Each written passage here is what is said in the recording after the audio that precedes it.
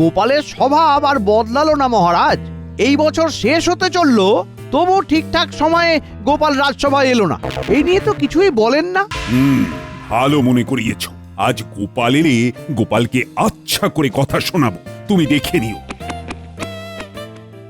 খুব খুব দেরি হয়ে গেল মহারাজ। আমি আমি কথা দিয়েছিলাম যে আর দেরি হবে না। আমি আমার কথা রাখতে পারিনি, তাই আমাকে যা সাজা দেবেন আমি মাথা পেতে নেব মহারাজ। তোমাকে কি সাজা দেব বলো তো? যে নিজে এসে যেচে সাজা চায় তাকে কি সাজা দেওয়া যায়? কি বিজ্ঞানী! এটাই তো গোপালের গুণ মহারাজ। গোপাল জানে যে সে দেরি করে এসে অন্যায় করেছে, তাই শাস্তি আগে ভাগে চেয়ে নিয়েছে। ব্যাস, 7 খুন মাফ হয়ে গেছে। মহারাজের রাগ আর বিড়ালের আড়াই পা দুটোই সমান। বুঝলে মন্ত্রী, নিজে থেকে যে বিচার চায় তাকে ক্ষমা করে দেওয়াই উচিত।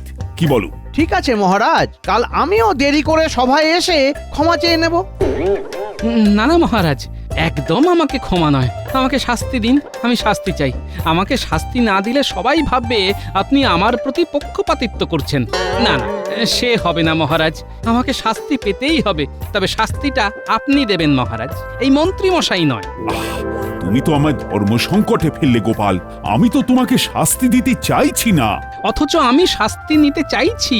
করেছি দোষ, দেব খোরপোশ।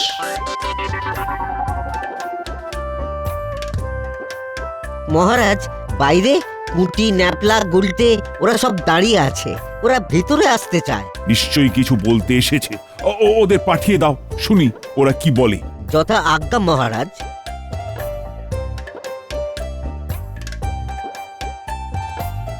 আচ্ছা, তোমার বানর সেনা দল হঠাৎ করে এলো কেন বলো তো? বাড়িতে কি খিচুড়ি পাকিয়ে এসেছো? কি হয়েছে? তোরা এখন রাজসভায়, হাতে ওটা কি? গোপাল দাদু দিদার সঙ্গে ঝগড়া করে কিছু না খেয়ে চলে এসেছে। তাই দিদিমা গোপাল দাদুর জন্য কিছু শুকনো খাবার পাঠিয়ে দিল। আহা, এরই নাম ভালোবাসা। কি গোপাল, দেখো তো তোমার কেমন চওড়া কপাল। না না গোপাল, এটা ঠিক কথা নয়। রাগ প্রশমিত করো। নতুন বছরে সবাই মনে মনে ভেবে নাও, অকারণ রাগ করব না। রাগ করলেই কিন্তু দণ্ড পাবে। খুব ভালো প্রস্তাব মহারাজ। আমি আর একটু যোগ করতে পারি? করতে পারো, বলো বলো কি যোগ করতে চাও? হ্যাঁ, বছরের শেষ দিনে একটা প্রতিযোগিতা করি। আমরা প্রত্যেককে রাগাবো। যে রাগবে তাকে খাওয়াতে হবে নববর্ষের খাবার, মানে বুঝতেই পারছেন, রাজসিক খাবার, এবং নিজের হাতে রান্না করে খাওয়াতে হবে মহারাজ। রান্না করে কে খাওয়াবে? যে রেগে যাবে। গোপালের ভাগ্যেই পড়তে পারে, কারণ গোপাল কথায় কথায় যেরকম রেগে যায়, তাতে ও রাগ সামলাতে পারবে কিনা সেটাই দেখার। মন্ত্রী মশাই, দেখা যাক। এই বাজে কথা রেখে যাও, খাবারটা খেয়ে নাও তো। যথা আজ্ঞা মহারাজ।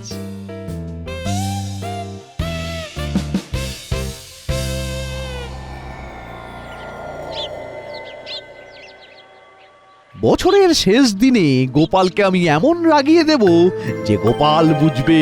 হ্যাঁ, আপনার বুদ্ধির ওপর আমাদের সম্পূর্ণ আস্থা আছে। নিশ্চয়ই কিছু একটা ভেবে রেখেছেন। মহারাজের এই গোপাল প্রীতি আমার একদম ভালো লাগে না। কি আর করা যায়, মহারাজের উপর তো আর কথা বলা যায় না। তাহলে তোমরা প্রস্তুত? নববর্ষের দিনে গোপালের বাড়িতে ভোজ খেতে যাব। তার আগেই রান্নার পদ কি হবে সেটা আলোচনা করে নেব। মানে আমরা যে পদ বেছে দেব সেই পদ অনুযায়ী রান্না হবে, তাই তো?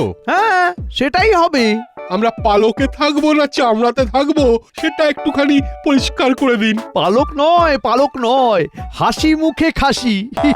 খাসি না হলে নতুন বছর জমে। শেষ পাতে লাল ক্ষীর দই।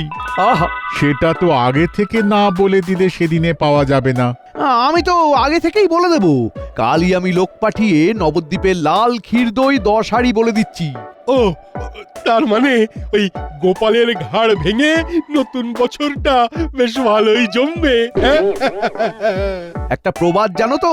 বছরের প্রথম দিনে যেটা হয় সারা বছর ধরে সেটাই ঘটে।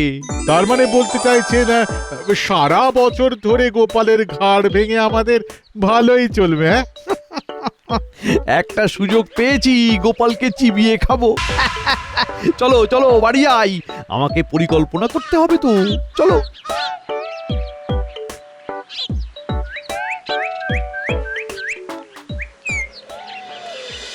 কি গোপাল, কি ভাবছো? পুরনো বছরের শেষ দিনে মন্ত্রীমশাইকে কিভাবে রাগাবো সেটাই চিন্তা করছি, বুঝলে? মন্ত্রী মশাইয়ের কপাল কি মন্দ করতে পারবে গোপাল? শুনেছি মন্ত্রী গিন্নির হাতের রান্নাও বেশ ভালো। ভোজনের কি পথ? গোপালের কি অভিমত? দিনের শুরু হবে ফল দিয়ে, তারপর মধ্যাহ্ন ভোজন হবে সরু চালের ভাত, ঝুরঝুর আলু ভাজা বাদাম দিয়ে, খাসির মাংস, ভোলার দোকানের রসগোল্লা আর পান্তুয়া, আর শেষ পাতে লাল ক্ষীর দই। আহা, খাবারের কি পাহাড়, জমে যাবে আহার। তুমি নিশ্চিত যে মন্ত্রী মশাই রেগে যাবেন? রাখবেন মানে?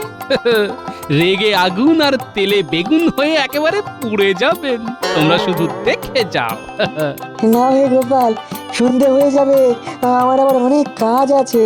তোমরা এগো, আমি একটু ভোলার দোকান থেকে ঘুরে বাড়ি যাব। কেন ভোলার দোকানে এখন? নববর্ষ বলে কথা, মিষ্টির কথাগুলো আগে থেকে না বলে দিলে তখন যদি না পাওয়া যায়। ঠিক কথা। আসছি গো।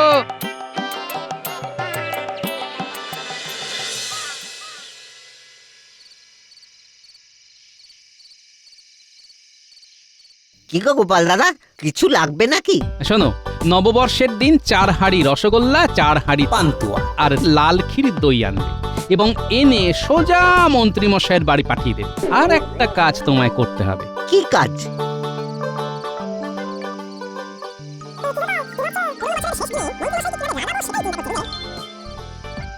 বুঝতে পারলে তো ভোলা? বিলক্ষণ। তাহলে তোমার কাছে সব পরিষ্কার হয়ে গেল। একদম তুমি জলের মতো পরিষ্কার করে আমাকে বুঝিয়ে দিয়েছো। এবার আমি জলের মতো পরিষ্কারভাবে কাজটাও ঠিক করব। ব্যাস, আর কি? নববর্ষ জমে দই না, একেবারে ক্ষীর।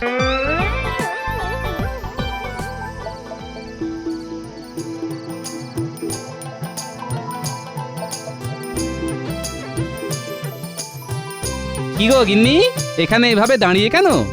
আর বলো না, সকাল থেকে মনটা কেমন খচখচ খচখচ করছে। না খেয়ে চলে গেছো, আমার তো গলা দিয়ে খাবারই নামলো না গো। আচ্ছা, সকালবেলা আমাকে এইরকম ভাবে কষ্ট দেওয়ার কোনো মানে আছে? হ্যাঁ, আর হবে না গো, এই বছরে এই শেষ রাগ। আমি প্রতিজ্ঞা করছি, আর আমি কোনো দিন রাখবো না। হ্যাঁ, এই দেখো, তোমার আমার কেমন মিল। আমিও প্রতিজ্ঞা করেছি যে হট করে রেগে আর আমি যাব না। যে যতই রাগাক না কেন, আমি মাথায় বরফ চাপিয়ে রাখবো। এটাই আমার নতুন বছরের অঙ্গীকার। না, আমি খাবার বানিয়েছি। এই তুমি আমি দুজনে বসে খেয়ে নি। আহ, কি সুখ যে পেলাম আজ, এ আমি জন্ম জন্মান্তরে ভুলবো না। চলো গিন্নি, ঘরে চলো, হাত মুখ ধুয়ে দুজনেই খেতে বসি।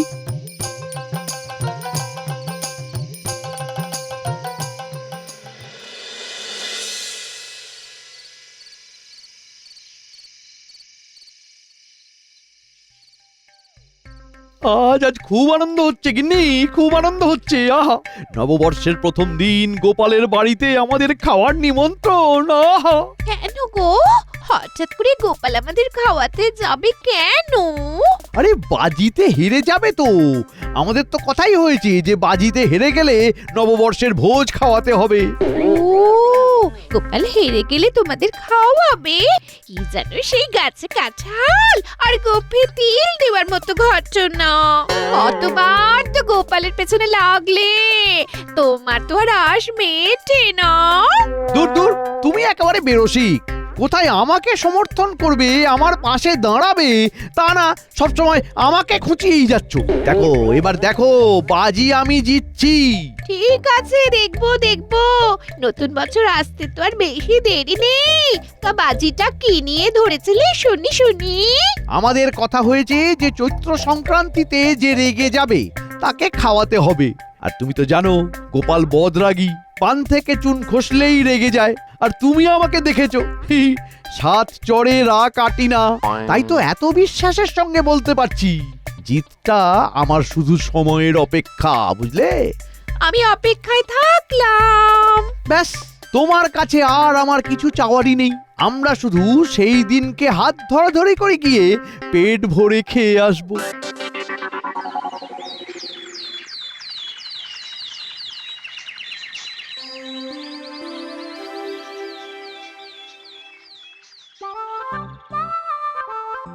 কাল কিন্তু চৈত্র সংক্রান্তি, কালকেই তোমাদের পরীক্ষা। কি মনে আছে তো?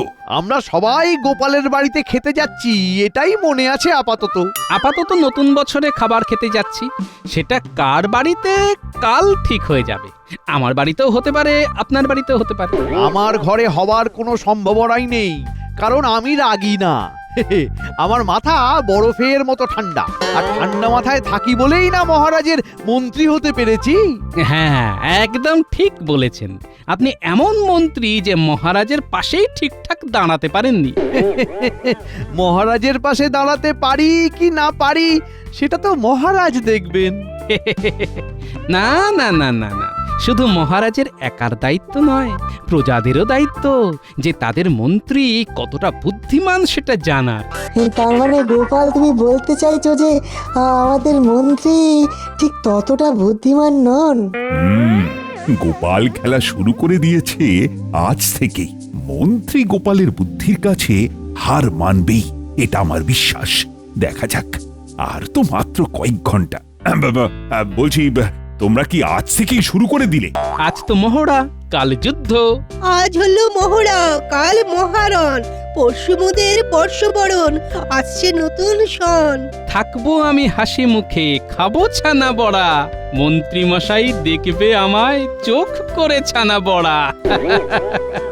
সে না হয় দেখা যাবে যে কে চোখ ছানা বড়া করে কার দিকে তাকায়।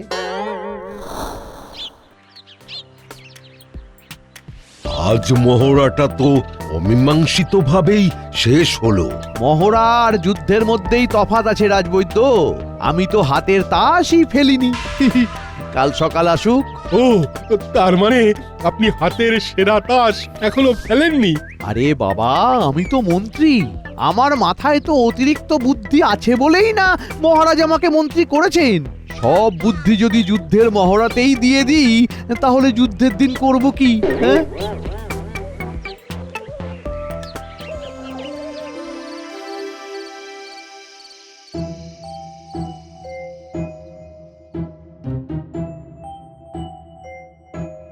বুঝলে গিন্নি? হ্যাঁ, গোপালের হার শুধু সময়ের অপেক্ষা। আমি যে কাল জিতবই। জিতলেই ভালো, তবে গোপালকে হালকা ভাবে নিও না। শোনো শোনো, আমি মন্ত্রী, মন্ত্রণা দেওয়াই আমার কাজ। কত ঠান্ডা মাথায় আমাকে ভাবতে হয়, এই দিকটা দেখো। দেখি কাল তোমার কি হয়। তুমি আশা করতে পারো, কিন্তু আমি গোপালকে একদম হালকা ভাবে নিতে পারছি না। সত্যি তুমি পারো।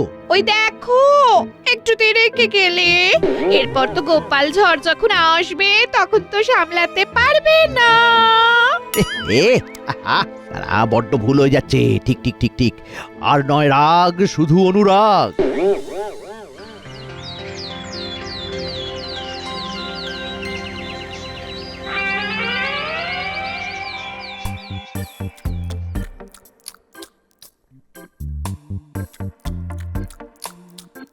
বাবা, আমি চলে এলাম আপনাদের প্রণাম করতে আর আশীর্বাদ নিতে।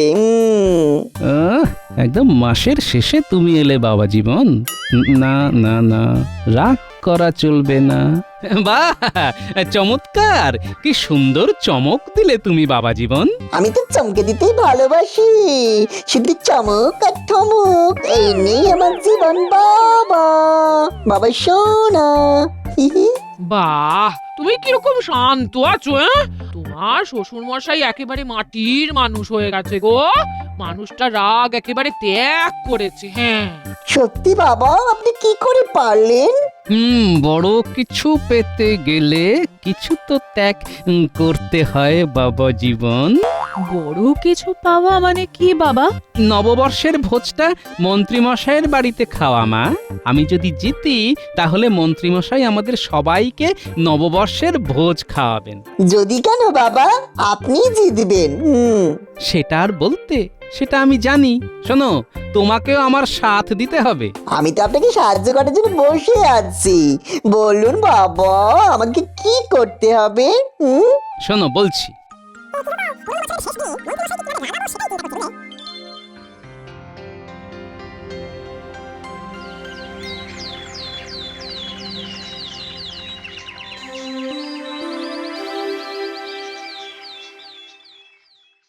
কি মন্ত্রীমশাই, বাংলা বছরের শেষ দিন কেমন লাগছে? আর কেমন লাগছে গোপাল? মাথা ঠান্ডা রাখবো কথা দিয়েছি, আগামী বছরের শেষ দিন পর্যন্ত কথা রাখবো, এই আমার নববর্ষের অঙ্গীকার। মন্ত্রীমশাই পারবেন না। তুমি কি আজকাল জ্যোতিষ চর্চা করছো নাকি? হিমা, এইটুকু কথাতেই আপনি রেগে যাচ্ছেন? কোথায় রাখলাম? আমার শরীরে রাগ নেই, আমার রক্ত ঠান্ডা হয়ে গেছে গোপাল। ওহ, গোপালের পর পর ঝড় আসছে, মন্ত্রী কিন্তু এখনো টিকে আছে। গোপাল দাদা, আমরা ঝাঁকা নিয়ে এসে গেছি গো। ঝাঁকাগুলো কোথায় নামাবো? এইখানে না, এইখানে না, এইখানে না, সবকিছু মন্ত্রীমশাইয়ের বাড়িতে নামাতে হবে। সে কি, মন্ত্রী মশাই যে বললেন সব জিনিস গোপাল দাদার বাড়িতে নামবে? সে তো আগের দিন কথা হয়েছিল। যা বাবা, তার জায়গা দিয়ে বদলে গেছে, মন্ত্রী মশাই তো জানাবে নাকি? মন্ত্রীমশাই হয়তো ভুলে গেছেন। যাকে যাক, কাল মন্ত্রীমশাইয়ের বাড়িতে ভোজ, তোমরা সবাই এসো। মন্ত্রীমশাই আমাকে বলে দিয়েছেন তোমাকে বলে দেওয়ার জন্য। বেশ বেশ বেশ, এই চলো চলো সবাই চলো।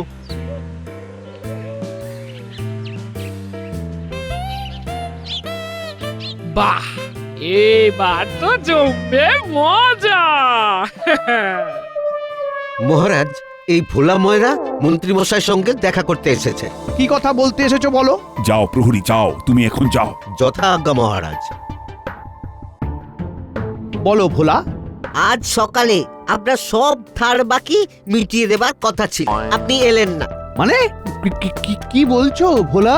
এই রে, আপনি বললেন যে ওই 5 হাঁড়ি রসগোল্লা আর 5 হাঁড়ি পান্তুয়া গোপাল দাদার বাড়ি পাঠিয়ে দিতে। আমি তো পাঠিয়ে দিলাম, এবার আমার পাওনাটা দিন, হাত উপর করুন। কি সব বলছো ভোলা? ওই রকম করে তাকালে কি হবে মন্ত্রী মশাই, পাওনাটা তো দিতে হবে। সে কি, আপনি এই রকম ভাবে আমাকে রাগাতে চাইছেন? আমি তো কথা দিয়েছি, আপনি যাই করুন আমি রাখবো না। এ একটা প্রকাণ্ড ষড়যন্ত্র মহারাজ। ঠিক আছে, আমি তাহলে ওই গিন্নিমার কাছে যাচ্ছি, আমি ওনার কাছেই পাওনা গন্ডা বুঝে নেব। মহারাজ, মন্ত্রী মশাই স্ত্রী এসে দাঁড়িয়ে আছেন, তিনি আপনার সাথে দেখা করতে চাইছেন, আর সাথে 3-4 জন ঝাঁকা মুটে। পাঠিয়ে দাও। যথাজ্ঞা মহারাজ। নিন মন্ত্রীমশাই, এবার ঝড়টা সামলান, এই ঝড়েই আপনার অঙ্গীকারের খুঁটি উড়ে যাবে। কি মন্ত্রী, তোমার গিন্নি এখানে কেন? আবার কি ঝামেলা পাকিয়েছো? ঠিক বুঝতে পারছি না। লড়াইটা শুরু হতে হতেই শেষ।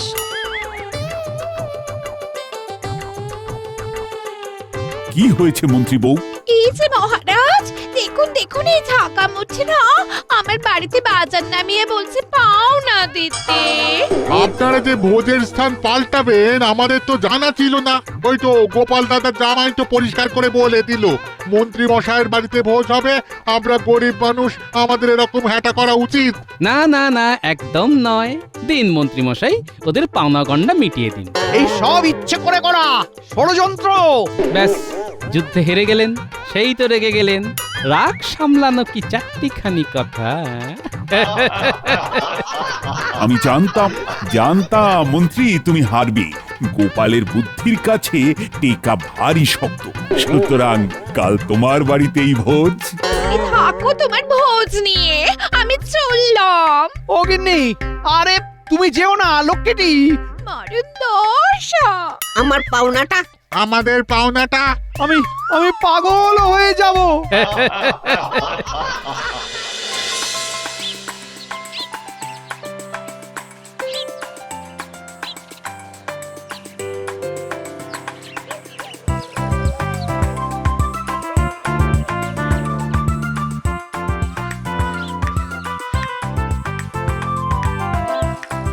ওহ, গোপাল তো জমিয়ে রাঁধছে।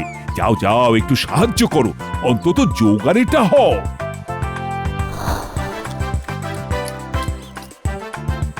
শুভ নববর্ষ মন্ত্রীমশাই, নতুন বছর আপনার ভালো কাটুক।